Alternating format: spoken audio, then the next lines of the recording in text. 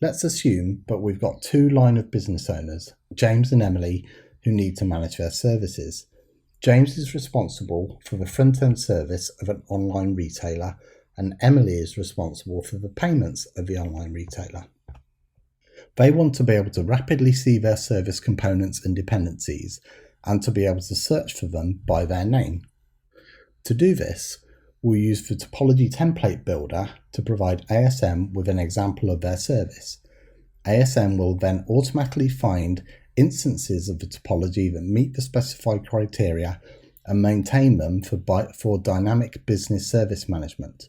If the infrastructure changes, such as being scaled out to support events like Black Friday, then ASM will automatically provide Emily and James with visibility they need.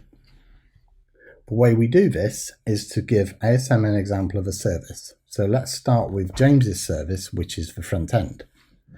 We use the template builder to find the starting point of the service that we're interested in modeling, in this case the front end. And we want a dynamic template so that if there's any other topologies that match the criteria we specify, ASM will automatically find them for James. So we give the template a name, in this case James Service. We want to be able to find any subtopologies that match his criteria by his name, so we'll add a tag, James. And then we'll also want to make sure that we want James to access his front-end service, so we want to filter the view to use the label name front-end. And now all we need to do is give ASM an example of what his topology looks like. So starting from the service, we traverse the topology and go from the service to its pod, from the pod to its containers, and we also want to know where the containers are running.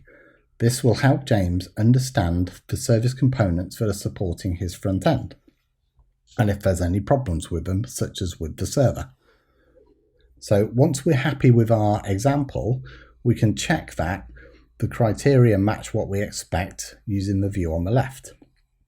And then we save the template and generate the topologies.